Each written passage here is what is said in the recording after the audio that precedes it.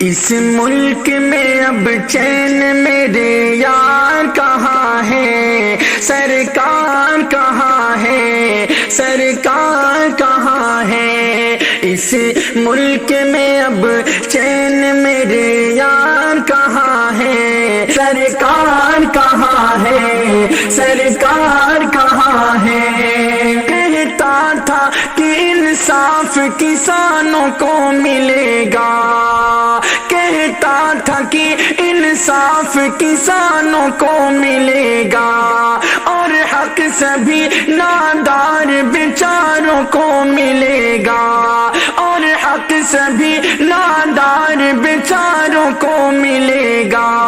جاؤ ذرا دیکھو وہ تڑی پار کہاں ہے، سرکار کہاں ہے، سرکار کہاں ہے۔ سڑکوں پہ کسانوں کو ذرا دیکھ کے آؤ، سڑکوں پہ کسانوں کو ذرا دیکھ کے آؤ۔ بیچاروں غریبوں کو نہ اب زندہ جلاؤ، بیچاروں غریبوں کو نہ اب زندہ جلاؤ۔ ہندوستان کا وہ وفادار کہاں ہے، سرکار کہاں ہے، سرکار کہاں ہے۔ اس ملک میں اب چین میرے یار کہاں ہے، سرکار کہاں ہے، سرکار کہاں ہے۔ قابل صد احترام حضرات علماء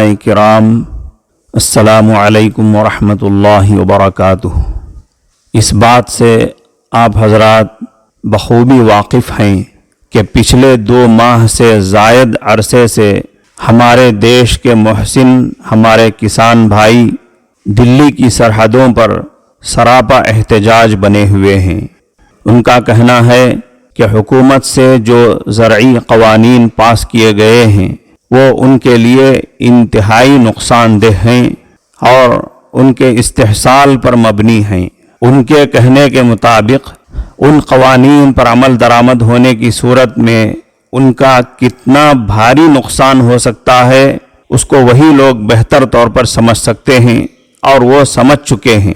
اسی لیے وہ لوگ ان قوانین کو رد کروانے کے لیے آر پار کی لڑائی میں مصروف ہو چکے ہیں۔ غور کرنے سے ہمیں بھی سمجھ میں آ جائے گا کہ ان قوانین سے ہونے والا نقصان صرف کسانوں کا نہیں بلکہ دیش کے تمام ہی لوگوں کا نقصان ہے، نہ صرف سماجی لحاظ سے بلکہ اگر ہم ایک مسلمان ہونے کے ناطے اسلامی نقطۂ نظر سے غور کریں تو بھی چونکہ یہ قوانین ملک کے عام لوگوں کو تنگی اور تکلیف میں ڈالنے کا سبب بن رہے ہیں، اس لیے یہ اصولی طور پر سراسر غلط ہیں اور ظلم پر مبنی ہیں۔ ملک کے معروف عالم دین حضرت مولانا خالد سیف اللہ رحمانی صاحب کی تحریر اور تحقیق کے مطابق اس میں شریعت کے 2 بنیادی اصولوں کی خلاف ورزی ہو رہی ہے۔ ایک اصول ہے کسی بھی معاملے میں عدل و انصاف سے کام لینا، دوسرا اصول ہے کسی بھی معاملے میں پارٹی کو نقصان سے بچانا۔ اس کی تشریح اور تفصیل سمجھنے سے پہلے ہم ذرا اس زرعی قانون کو سمجھ لیں گے جو کسانوں کے خلاف بنائے گئے ہیں۔ مولانا محترم کے مطابق اس قانون میں 3 باتیں کہی گئی ہیں۔ اول یہ کہ کسان اس بات پر مجبور نہ ہوں گے کہ وہ سرکاری منڈی میں اور سرکار کی مقرر کی ہوئی قیمت پر اپنی پیداوار فروخت کریں، بلکہ وہ براہ راست عوام سے اپنا مال فروخت کر سکیں گے اور اپنی پسندیدہ قیمت متعین کر سکیں گے۔ یہ یقیناً بہت خوبصورت الفاظ ہیں۔ گورنمنٹ کہتی ہے کہ اس طرح کسان کو با اختیار بنایا گیا ہے۔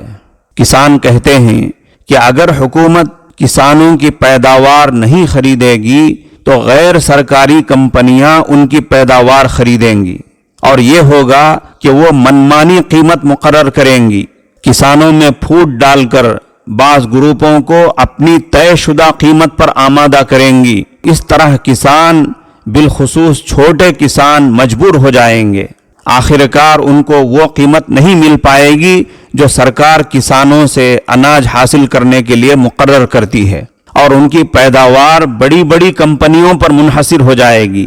کسانوں کے پاس اپنی پیداوار کو دیر تک محفوظ رکھنے کے وسائل بھی نہیں ہوں گے، اور نہ ہی کسان مارکیٹ میں جا کر اپنا مال فروخت کر سکیں گے۔ البتہ کمپنیاں بڑے بڑے گودام بنائیں گی، سستے داموں میں پیداوار خریدیں گی، اور جب اسی پیداوار کو فروخت کرنے جائیں گی تو من چاہی قیمت پر فروخت کریں گی۔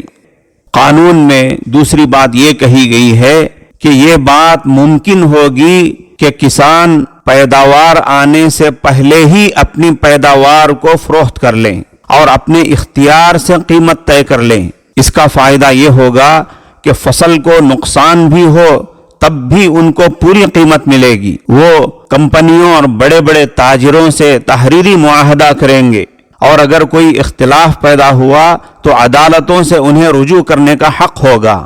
کسانوں کا کہنا ہے کہ اگر اس قانون سے فائدہ اٹھاتے ہوئے کمپنیاں قبل از وقت بڑے پیمانے پر کسانوں کی پیداوار خرید لیں گی، اور چونکہ عملاً کسان اپنی پیداوار بیچنے پر مجبور ہوگا، کمپنیاں لینے پر مجبور نہیں ہوں گی، تو اس طرح قیمت کمپنیوں کے منشا کے مطابق طے ہوگی، اور اختلاف کی صورت میں بھی کمپنیاں ہی مقدمات جیتیں گی، کیونکہ کسانوں کے پاس تو اتنے پیسے نہیں ہوتے کہ وہ مقامی کورٹ سے لے کر ہائی کورٹ اور سپریم کورٹ تک پہنچیں۔ لیکن بڑی کمپنیوں کے پاس پیسوں کی کمی نہیں ہے، وہ اپنے مالی وسائل کی وجہ سے زیادہ بہتر طور پر مقدمہ لڑ سکیں گی اور اس میں کامیابی حاصل کر لیں گی۔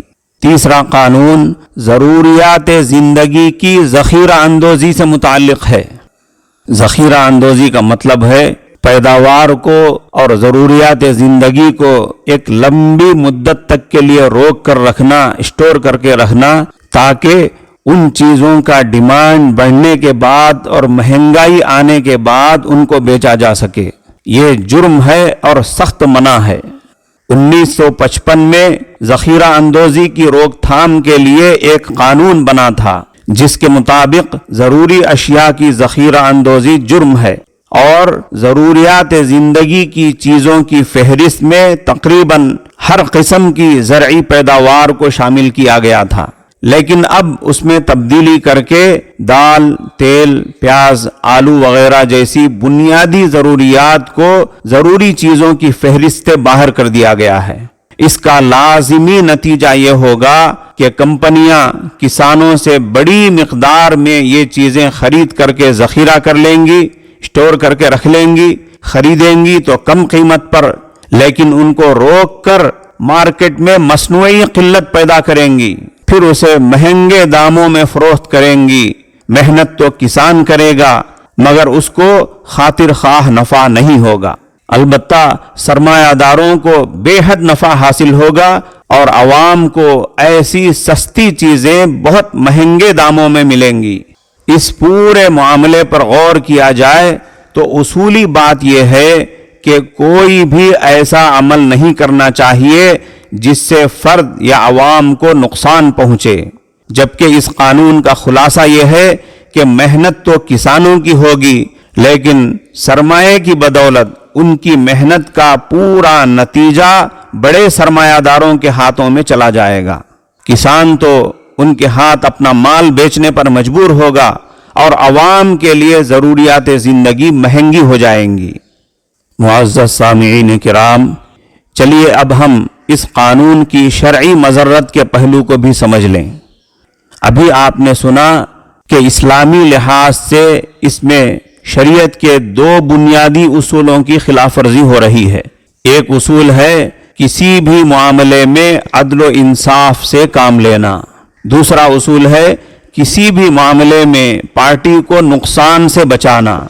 عدل و انصاف کا تقاضا یہ ہے کہ محنت کرنے والے کو اس کی پوری اجرت ادا کی جائے، اس کو کم قیمت دے کر اس کا مال حاصل کر لینے میں اس کا استحصال ہے، ان کا ایکسپلائٹیشن ہے، ان کو خطرناک حد تک نقصان پہنچانا ہے۔ یہ انصاف نہیں ہے۔ اسی لیے آپ صلی اللہ علیہ وسلم نے اکراہ سے منع فرمایا ہے۔ اکراہ کا مطلب ہے کسی کی مجبوری سے فائدہ اٹھاتے ہوئے جس چیز کو وہ بیچنا چاہتا ہے اس کی قیمت گرا دینا، یہ شریعت میں سخت منع ہے۔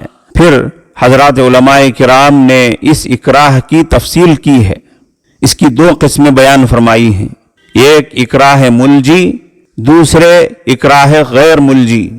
اکراہ ملجی یہ ہے کہ کسی کو کسی عمل پر اس طرح مجبور کیا جائے کہ اگر وہ اس پر عمل نہیں کرے گا تو اس کو قتل کر دیا جائے گا، یا اس کا ڈھیر سارا مال برباد کر دیا جائے گا، یا اس کے متعلقین کو سخت جانی یا مالی نقصان پہنچایا جائے گا۔ دوسری قسم اکراہ غیر ملجی میں قتل کرنے یا اس کا مال چھین لینے کی دھمکی تو نہیں ہوتی، لیکن اخلاقی دباؤ کے ذریعے کسی عمل پر مجبور کیا جاتا ہے۔ اسی کی ایک صورت بیع مضطر ہے کہ ایک شخص اپنی کسی ضرورت کی وجہ سے پیسوں کا سخت ضرورت مند ہو اور قرض لے کر یا اپنا کوئی سامان فروخت کر کے اس ضرورت کو پورا کرنا چاہتا ہو، تو اس کی مجبوری سے فائدہ اٹھا کر اس کی مناسب قیمت سے کافی کم پیسوں میں اس کا سودا کیا جائے۔ اس قانون کی روح سے بھی یہی ہوگا کہ کسان کو کم قیمت پر اپنا مال بیچنے پر مجبور کر دیا جائے گا، جو یقیناً ظلم ہے۔ معزز سامعین کرام، اس قانون میں دوسرا پہلو عمومی ضرر کا ہے، یعنی پارٹی کو یا سماج کو نقصان پہنچانے کا پہلو ہے۔ زندگی گزارنے کی ضروری چیزوں کو اگر چند تاجر اپنے ہاتھ میں لے لیں اور پھر ان چیزوں کو قیمتیں بڑھنے اور مہنگائی آنے تک روک کر فروخت کریں، یہ جائز نہیں۔ اس کو مسائل کی زبان میں احتکار کہتے ہیں، یعنی ضروریات زندگی کو اور کھیتیوں کی پیداوار کو لانگ ٹرم کے لیے اسٹوریج کر کے رکھنا۔ رسول اللہ صلی اللہ علیہ وسلم نے ایسی ذخیرہ اندوزی کرنے والے لوگوں کو خاطی قرار دیا ہے، مجرم اور غلط کار قرار دیا ہے، اور ایسے سماجی انسانی دشمنوں پر لعنت بھی بھیجی ہے۔ ذخیرہ اندوزی کرنے کے کچھ طریقے اور پھر اس کے ذریعے مارکیٹ میں مصنوعی قلت پیدا کرنے کے کچھ اور طریقے بھی اسلام سے پہلے اختیار کیے جاتے تھے۔ ان میں ایک طریقہ وہ تھا جس کو حدیث میں تلقی رکبان سے تعبیر فرمایا گیا ہے۔ اس زمانے میں موجودہ دور کی طرح بڑے بڑے بازار نہیں تھے، تجارتی قافلے مختلف منزلوں میں اپنا مال بیچتے جاتے اور وہاں کی پیداوار خریدتے جاتے، پھر اسے اگلی منزلوں پر فروخت کرتے۔ وہ تجارتی قافلے مختلف شہروں اور ملکوں کے درمیان تجارت کا ذریعہ تھے۔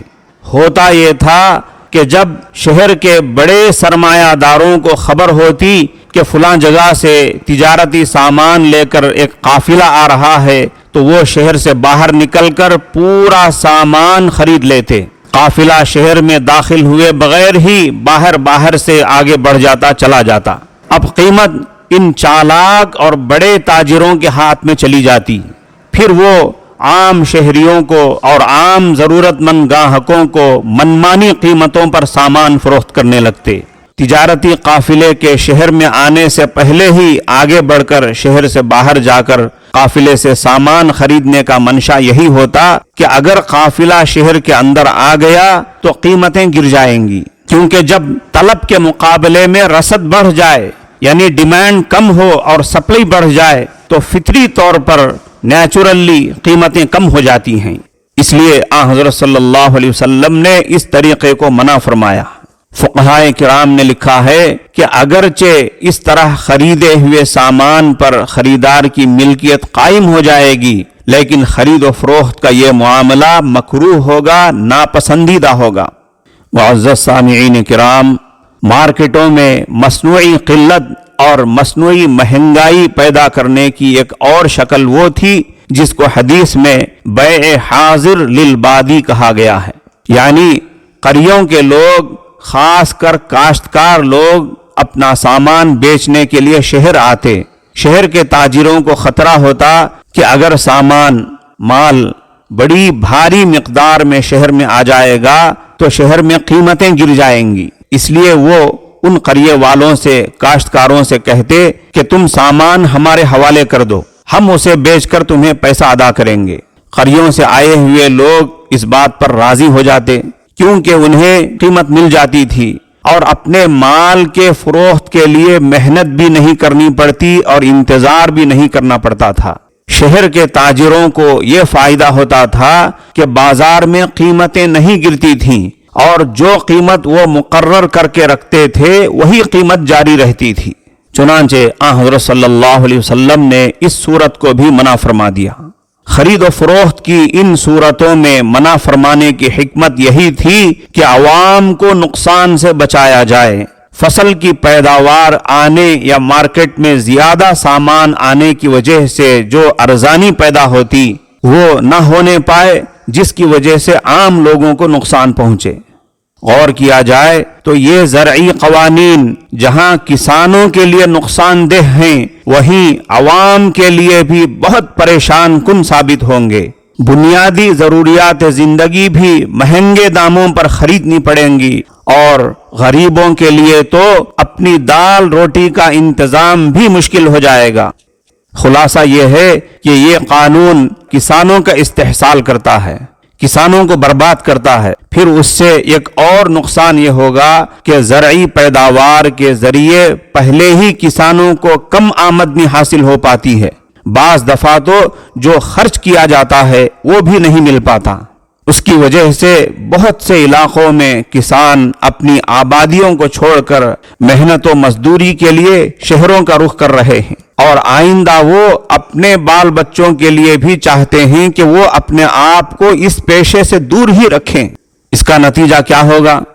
اس کا نتیجہ یہ ہوگا کہ آہستہ آہستہ زرعی پیداوار کم ہوتی جائے گی اور بنیادی ضروریات زندگی کی قلت پیدا ہو جائے گی، جو یقیناً بہت بڑا قومی نقصان ہوگا۔ معزز علماء کرام، جب یہ سمجھ میں آ گیا کہ یہ زرعی قوانین دینی اور دنیاوی لحاظ سے، بالفاظ دیگر سماجی اور شرعی دونوں لحاظ سے سراسر غلط ہیں اور ظالمانہ قوانین ہیں، تو کیا علماء کرام کا فرض نہیں بنتا کہ وہ دفع مضرت اور دفع ظلم کے لیے اٹھ کھڑے ہوں اور ان کالے قانونوں کے خلاف آواز اٹھائیں؟ کیا آپ کو معلوم نہیں کہ انگریزوں کے خلاف جنگ آزادی لڑنے کا فتویٰ یا فیصلہ سب سے پہلے کسی عامی انسان نے نہیں دیا تھا، بلکہ حضرت مولانا شاہ عبد العزیز رحمۃ اللہ علیہ نے دیا تھا؟ حضرت مولانا شیخ الہند محمود الحسن دیوبندی رحمۃ اللہ علیہ، حضرت مولانا شبیر احمد عثمانی رحمۃ اللہ علیہ، اور حضرت مولانا حسین احمد مدنی رحمۃ اللہ علیہ، اور ایسے بہت سارے نامی گرامی علماء کرام جو کوئی بیپاری قسم کے لوگ نہیں تھے بلکہ مدارس کے ماحول کے لوگ تھے، فقہ و حدیث کی بڑی بڑی کتابیں ان سے متعلق تھیں، وہ وقت کے محدث تھے، شیخ الحدیث تھے، لیکن جب دیش کا اور قوم کا مسئلہ ان کے سامنے آیا تو انہوں نے یہ نہیں دیکھا کہ ہم اہل مدارس اور اہل مساجد ہیں، ہم امام و خطیب ہیں، ہم شہر کے قاضی ہیں، ہم مدارس کے حلقے سے باہر جائیں گے تو درسیات کا نقصان ہو جائے گا، مسلمانوں کا دینی نقصان ہو جائے گا۔ دیش کا معاملہ تو دنیاوی معاملہ ہے، اس کو عام دنیا دار قسم کے لوگ دیکھ لیں گے۔ ان حضرات نے دیش کے معاملے کو دنیا کا معاملہ سمجھ کر نظر انداز نہیں کیا، بلکہ وہ حضرات اپنی جان ہتھیلی میں لے کر انگریزوں کے خلاف سڑکوں پر اتر آئے تھے، اپنی گرفتاریاں دیں، جان و مال کی قربانیاں دیں۔ ہاں، ہم جانتے اور مانتے ہیں کہ اس وقت بھی چند یکا دکا علماء نے اس پر بیانات ضرور دیے ہیں اور کسانوں کی ہمت افزائی کی ہے، مگر کیا پورے ملک کے لاکھوں علماء کرام کی طرف سے اتنا کافی ہے؟ اس وقت خاص طور پر ان علماء کرام کو سامنے آنا چاہیے جن کو سرکار بھی جانتی ہے اور وہ عوام کے درمیان بھی معروف ہیں۔ جب ہم CAA اور NRC کے مسئلے کو دیش کا مسئلہ بتا رہے تھے تو یہ زراعت کا مسئلہ اور کسانوں کو بے زمین کرنے اور بے دست و پا بنانے کا معاملہ، اور پھر اس کے نتیجے میں پورے ملک میں اناج کو، پیداوار کو اور بنیادی ضروریات زندگی کو خطرناک حد تک مہنگا بنا دینے کا مسئلہ قومی مصیبت اور پورے دیش کا مسئلہ کیسے نہیں ہو سکتا؟ آپ بخوبی جانتے ہیں کہ عام اقلیتوں اور خصوصاً مسلمانوں کے خلاف ملک کی موجودہ صورتحال کس قدر خطرناک اور سنگین بنی ہوئی ہے۔ اس لحاظ سے بھی یہ وقت کا انتہائی ضروری کام ہے، اور یہ بڑا سنہرا موقع ہے کہ نہ صرف قلمی اور زبانی طور پر بلکہ عملی طور پر کسان طبقے کا تعاون کیا جائے اور ان کی طرف سے آرگنائز کیے جانے والے پروگراموں میں شرکت کی جائے، ممکن ہو تو مالی طور پر بھی ان کی مدد کی جائے۔ اس طرح سماج میں احساس پیدا کیا جائے کہ یہ مسئلہ پورے دیش کا مسئلہ ہے، اس کا تعلق دیش کے ہر مرد و عورت سے ہے، یہاں تک کہ دودھ پیتے بچے پر بھی کسان کا احسان ہے، اور انسان تو انسان، جانور بھی کسانوں کے احسان سے ہی جی رہے ہیں۔ اگر اس سنہرے موقع سے فائدہ نہیں اٹھایا گیا اور قوم کو اس مسئلے کی سنگینی اور اس کی گمبھیرتا سے واقف نہیں کرایا گیا اور اس مسئلے کو قومی مسئلہ اور قومی معاملہ بتا کر قوم کو بیدار نہیں کیا گیا تو یہ علماء کرام کی بہت بڑی چوک اور بہت بڑی کوتاہی ہوگی جس کو تاریخ معاف نہیں کرے گی۔ ہٹیں گے ہم نہیں پیچھے، ذرا سن لو اے مودی جی، ستاؤ نہ کسانوں کو، ذرا سن لو اے مودی جی۔ ہے ظلم بے حد دیش میں میرے کسانوں نے،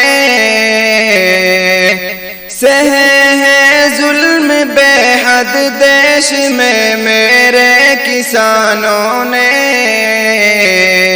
ترس کھاؤ غریبوں اور کسانوں پر اے مودی جی، ترس کھاؤ غریبوں اور کسانوں پر اے مودی جی۔ ہٹیں گے ہم نہیں پیچھے، ذرا سن لو اے مودی جی، ہٹیں گے ہم نہیں پیچھے، ذرا سن لو اے مودی